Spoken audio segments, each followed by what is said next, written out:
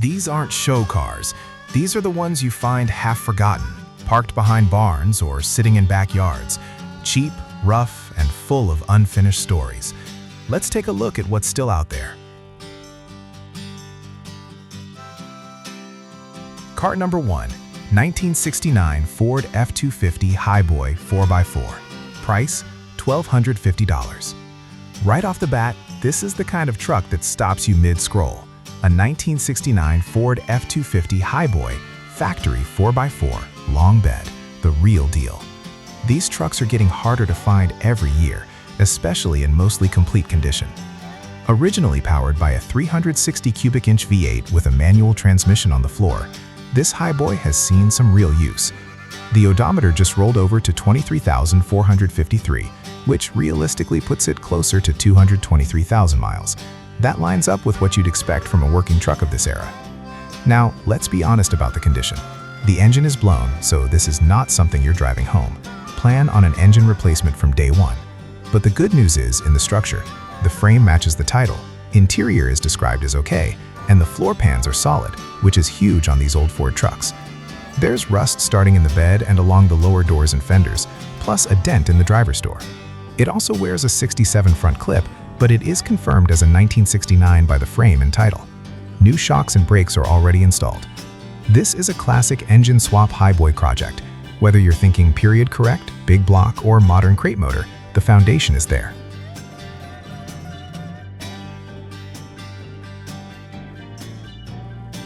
Car number 2, 1968 Ford Galaxy/LTD Coupe. Price, $1,000. This one comes with attitude and a lot of honesty.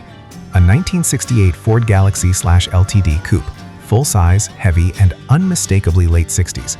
Originally equipped with an FE 390 V8 and a C6 automatic, and the deal also includes a 351 Cleveland as a bonus.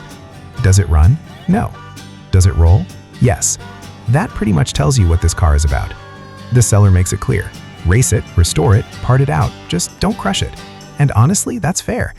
These big body Fords make great budget cruisers, drag car paces, or even sleepers if you know what you're doing. At $1,000, this Galaxy is less about condition and more about what direction you want to take it.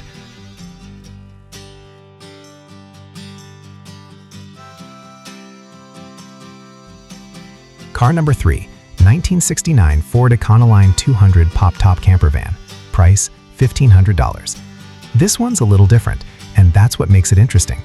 A 1969 Ford Econoline 200 factory pop-top camper, powered by an early 302 V8 paired with a C4 automatic transmission. And yes, it has a 4.9-inch rear end, which immediately gets the attention of builders. The interior has been completely gutted, so you're starting with a blank slate.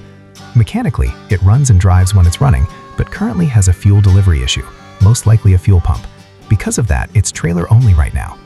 Rust is present but described as manageable, and it's been owned by the same person since 1995, which usually means it wasn't flipped around or abused by multiple owners. Clean Oregon title in hand. This van could become a retro camper, a shop truck, or even just a cool mechanical donor with that 9-inch rear. Definitely a project, but a unique one.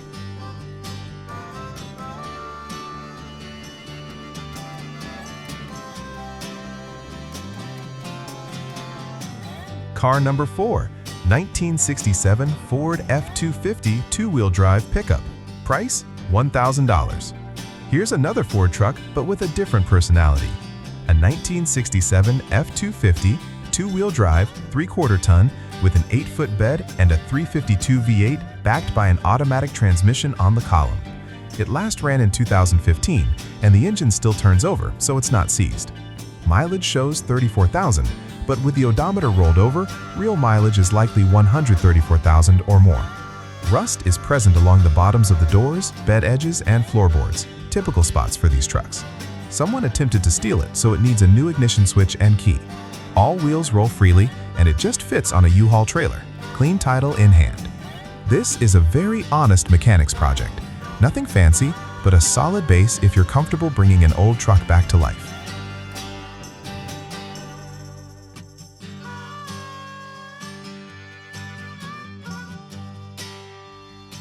Car number 5, 1978 Chevrolet C20 4x4 pickup. Price, $1,500. Closing out Part 1 is a 1978 Chevrolet C20 factory four-wheel drive with a 350 V8 and automatic transmission. This truck spent its life as a farm service truck, and it shows, in both good and bad ways. It was running well before developing a fuel delivery problem. The fuel pump was replaced, but it's still not getting fuel to the carb. Odometer is broken, and the truck no longer has a bed. It currently had a flatbed that the seller is keeping. Sold strictly as is, this is not a polished project. But for someone looking for a 4x4 Chevy platform, parts donor, or heavy-duty off-road build, there's still value here.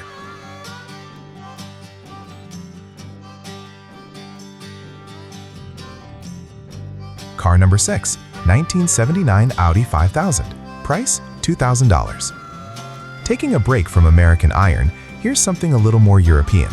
This is a 1979 Audi 5000, showing just over 34,000 miles on the odometer. For a late 70s import, that's low mileage on paper. It's equipped with an automatic transmission, power windows, power locks, and even a sunroof, all premium features when this car was new. The body is reported to be rust-free and accident-free, which is a big deal on cars from this era. It was actually used as a daily driver for the past year, so this isn't a forgotten yard find. There are a few minor issues to note. The driver's exterior door handle sticks, the ignition has been modified, and some interior lights don't work. Nothing dramatic, but enough to remind you that this is still a 45-year-old car. This Audi feels like a preservation project more than a full restoration. Clean it up, fix the small details, and enjoy it as a survivor rather than tearing it apart.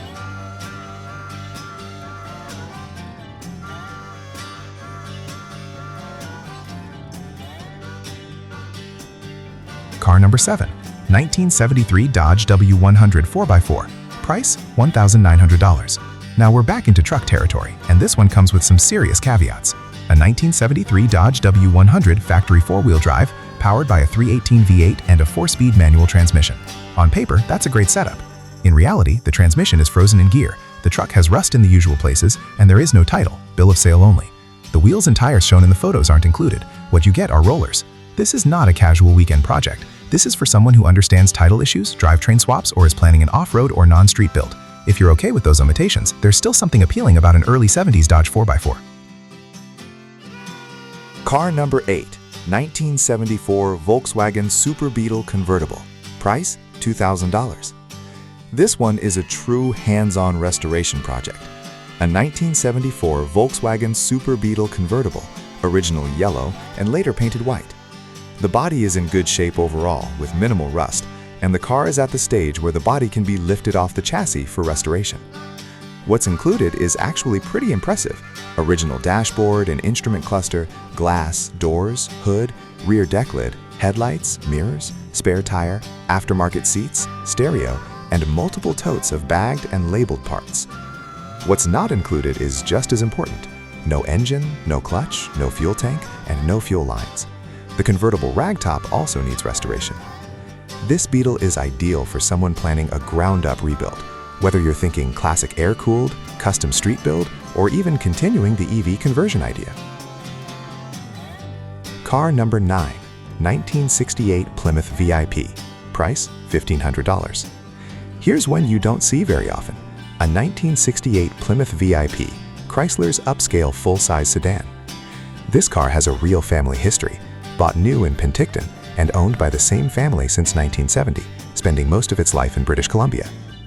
The big catch is that the engine is not included. Everything else is reportedly there, and it has an automatic transmission and clean title.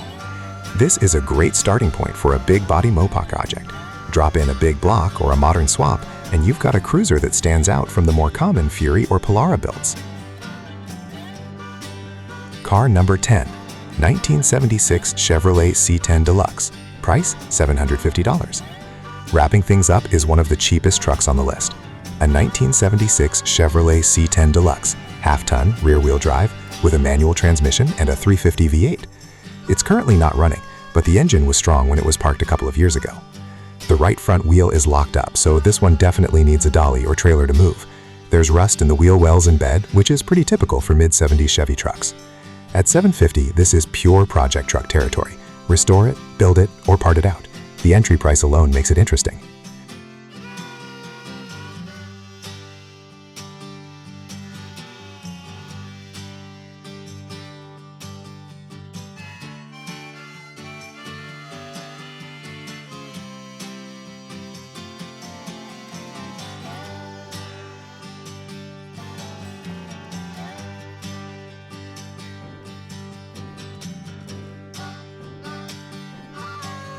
None of these are perfect, and none of them are meant to be.